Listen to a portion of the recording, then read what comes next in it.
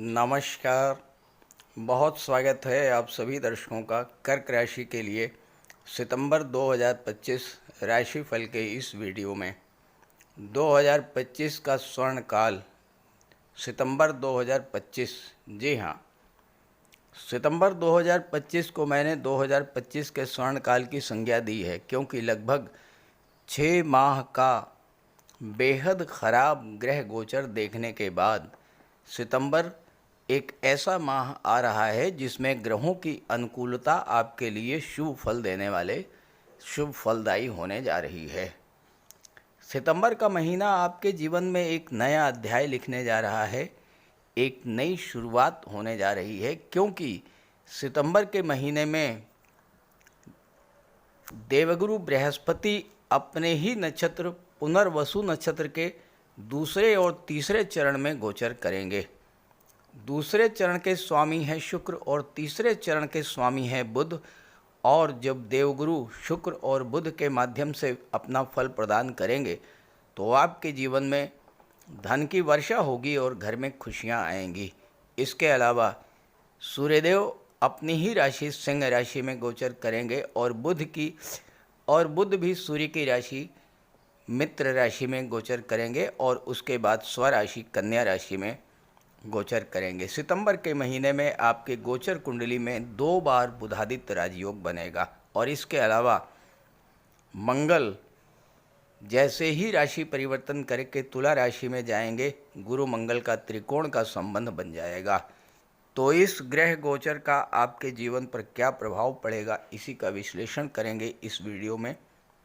आपका स्वास्थ्य कैसा रहेगा, आपकी आर्थिक स्थिति कैसी रहेगी, आपके रिलेशंस, संतान, शिक्षा, दाम्पत्य सुख और भाग्य की क्या स्थिति रहेगी सितंबर में, यही होगा इस वीडियो में चर्चा का विषय। ये विश्लेषण आपकी चंद्र राशि के आधार पर किया जा रहा है। तो ये है कर्क राशि के जातकों की कुंडली। कर्क राशि देवगुरु बृहस्पति की उच्च की राशि है और गुरु का गोचर कुंडली के 12वें भाव में है। आपके लग्न के भाव में शुक्र का गोचर है, जो कि 15 सितंबर को राशि परिवर्तन करके धन भाव में चले जाएंगे।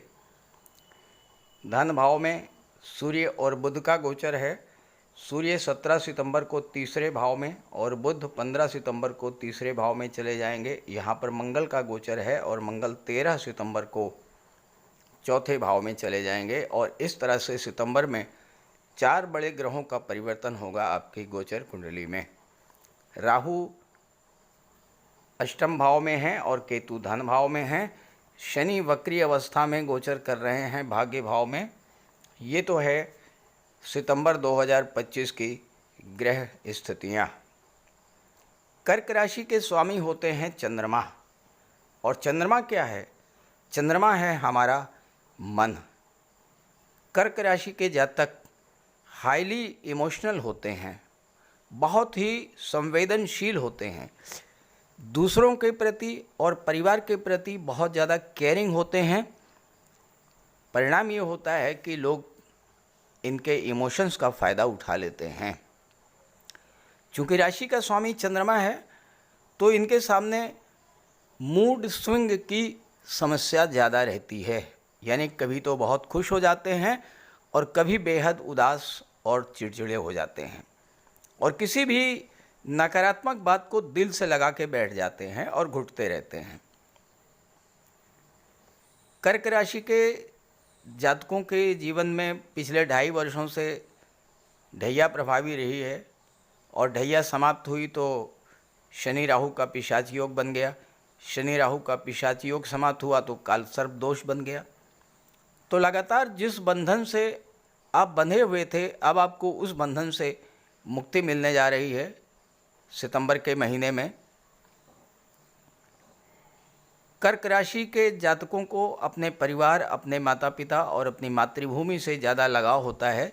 जब तक परिवार के लोगों के लिए करते रहते हैं, परिवार के लोग बहुत खुश रहते हैं। कर्क राशि के जातकों के जीवन की सबसे बड़ी ट्रेजेडी यही है कि आप अपने परिवार के लिए, अपने भाई बहनों के लिए, अपने माता पिता के लिए लगातार कुछ न कुछ करते रहते हैं, क्योंकि आपका अपने माता पिता से, अपने परिवार से बहुत ज़्यादा लगाव होता है। लेकिन जिस दिन आपने अपने लिए कुछ सोचना शुरू कर दिया, जिस दिन आपने ये सोचा कि मुझे अपने लिए कुछ करना है, कोई नया घर लेना है, अपने घर का डेकोरेशन कराना है, अपने लिए अच्छे वस्त्र लेने हैं, सुख सुविधा के कुछ साधन लेने हैं, कोई नया गैजेट लेना है, तो वहीं पर लोग आपसे नाराज़ हो जाएंगे। और वही लोग जिनके लिए आपने सब कुछ किया, अपना सब कुछ न्यौछावर कर दिया, वही लोग आपको बुरा भला कहने लगेंगे, आपको गलत समझने लगेंगे। कर्क राशि के जातकों में एक और बड़ी कमी होती है कि हमेशा असुरक्षा की भावना से ग्रस्त रहते हैं। एक अनजाना डर इनके मन में रहता है और रिस्क लेने से डरते हैं और इसलिए बड़े निर्णय नहीं ले पाते। हालांकि इनकी इंट्यूशन पावर बहुत मजबूत होती है और दूसरे की भावनाओं को बहुत जल्द रीड कर लेते हैं। लव रिलेशंस के मामले में बेहद केयरिंग होते हैं, पॉजिटिव होते हैं, लेकिन ज़्यादा इमोशनल होने के कारण किसी ने कुछ नेगेटिव बोल दिया तो पूरा दिन उसी को लेके सोचते रहते हैं। कर्क राशि के जातकों को अपनी ऊर्जा और अपनी मेंटल हेल्थ को बनाए रखने के लिए ज़रूरी है कि किसी भी चीज़ को दिल से ना लगाएं। हालांकि रिश्तों में उतना ही समर्पण चाहते हैं जितना कि वो करते हैं। तो कमेंट करके बताइएगा, अगर आप कर्क राशि के हैं तो क्या इस तरह के गुण आपके अंदर हैं। किसी भी कुंडली का विश्लेषण करते समय सबसे पहले ये देखा जाता है कि लग्नेश और भाग्येश की क्या स्थिति है। अब आपके लग्नेश बनते हैं चंद्रमा और भाग्येश बनते हैं देवगुरु बृहस्पति। चंद्रमा और देवगुरु बृहस्पति एक दूसरे के बहुत गहरे मित्र हैं। तो ऐसे में कर्क राशि के जातकों को भाग्य का साथ तो मिलता ही रहता है और बहुत कुछ भाग्य के सहारे ही ये जीवन में प्राप्त कर पाते हैं। कर्क राशि देवगुरु बृहस्पति की उच्च की राशि है और सितंबर के महीने में गुरु का गोचर आपके लिए बेहद महत्वपूर्ण होने जा रहा है, क्योंकि देवगुरु अपने ही नक्षत्र पुनर्वसु नक्षत्र में गोचर कर रहे हैं। 13 सितंबर तक देवगुरु पुनर्वसु नक्षत्र के दूसरे चरण में गोचर करेंगे और दूसरा चरण वृषभ नवांश में आता है और वृषभ राशि आपकी कुंडली के एकादश भाव में है। तो गुरु 13 सितंबर तक 11वें भाव का फल देंगे और 13 सितंबर के बाद जब तीसरे चरण में जाएंगे तो मिथुन नवांश में रहेंगे और मिथुन नवांश के स्वामी बुध होते हैं, तो 12वें भाव का फल देंगे। और इस तरह से सितंबर के महीने में 11वें और 12वें दोनों भाव का फल देवगुरु आपको प्रदान करेंगे। और इसके अलावा गुरु की दृष्टि पड़ेगी तीसरे भाव पर, गुरु की दृष्टि पड़ेगी 8वें भाव पर और गुरु की दृष्टि पंचम भाव पर। तो इन भावों का भी फल आपको गुरु की दृष्टि पड़ेगी छठे भाव पर। मैं एक बार फिर से बता दूं, गुरु की दृष्टि पड़ेगी चौथे भाव पर, गुरु की दृष्टि पड़ेगी छठे भाव पर और गुरु की दृष्टि पड़ेगी 8वें भाव पर। तो चौथे, छठे और 8वें भाव के भी फल गुरु आपको प्रदान करेंगे।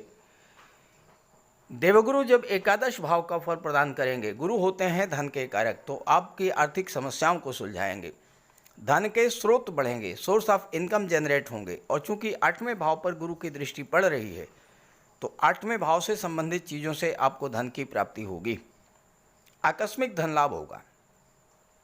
क्योंकि गुरु और राहु का संबंध बन रहा है, राहु की दृष्टि गुरु पर, गुरु की दृष्टि राहु पर। राहु विदेश के कारक हैं। 13 सितंबर को जैसे ही गुरु 12वें भाव का फल देना शुरू करेंगे, आपको विदेशों से धन की प्राप्ति होनी शुरू हो जाएगी। राहु और गुरु का ये जो संबंध है, ये आपके लिए शुभ फल देने वाला होगा, क्योंकि गुरु की दृष्टि पड़ने से राहु शुभ फल देने के लिए बाध्य हो जाएंगे।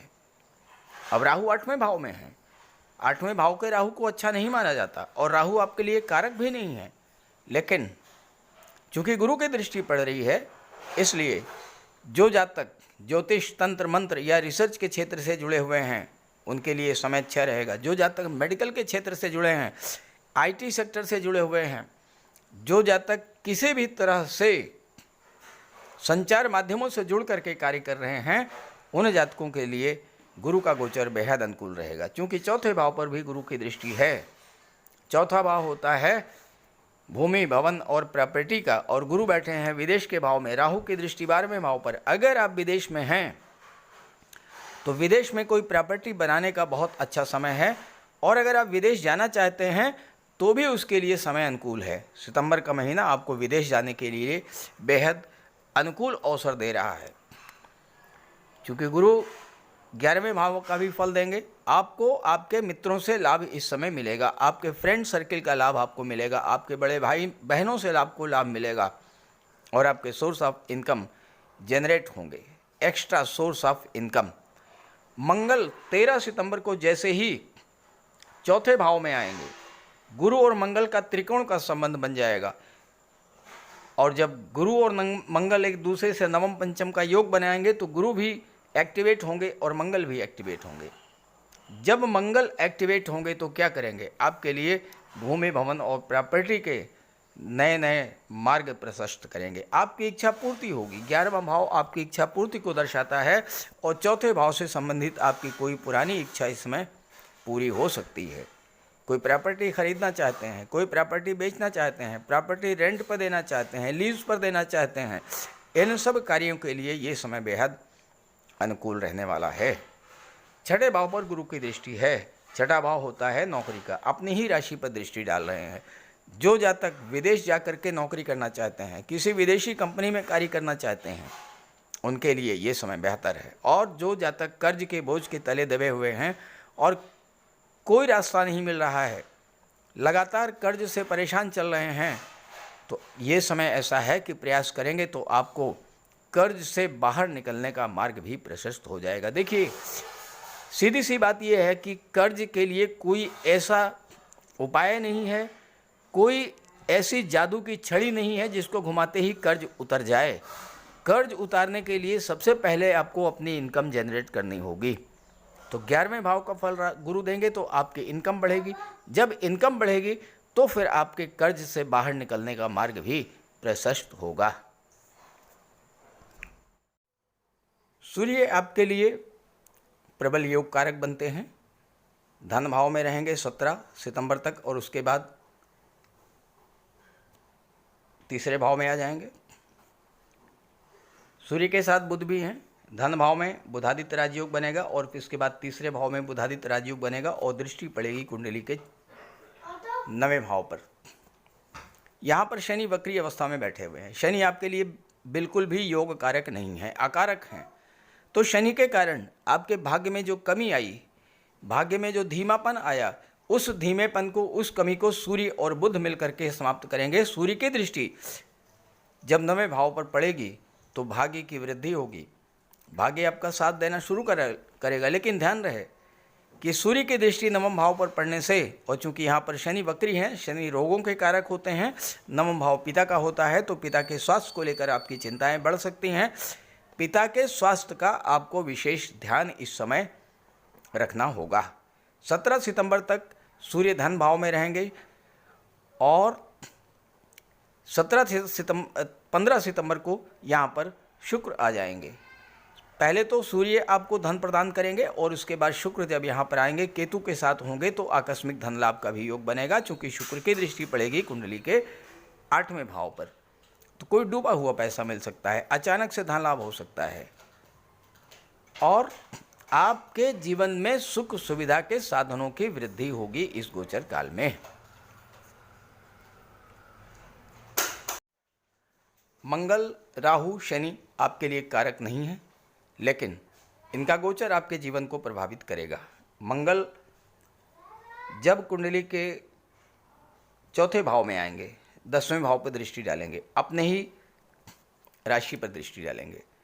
भले ही अकारक हैं, लेकिन आपके अंदर एक नई ऊर्जा का संचार करेंगे, आपकी नेतृत्व क्षमता में वृद्धि करेंगे, आप नए उत्साह के साथ अपने कार्य क्षेत्र में आगे बढ़ेंगे। लेकिन ध्यान रहे, मंगल क्रोध, उग्रता और जल्दबाजी के कारक हैं, और पंचम भाव के स्वामी हैं।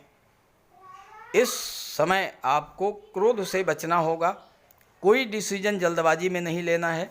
खास करके रिलेशंस के मामले में अगर आपने जल्दबाजी की, कोई क्रोध की स्थिति बनी, बहसबाजी बिला वजह की बढ़ी, तो आपका नुकसान हो सकता है। रिलेशंस में दूरी बन सकती है।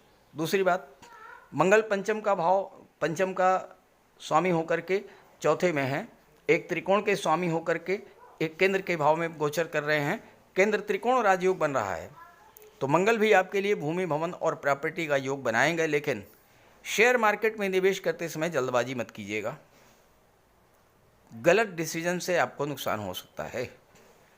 राहु 8वें भाव में बैठे हैं, स्वास्थ्य का ध्यान रखिएगा। हालांकि गुरु के प्रभाव में है तो अशुभ फल नहीं प्रदान करेंगे, फिर भी 8वें भाव का राहु स्वास्थ्य संबंधी समस्याओं को जन्म दे देता है।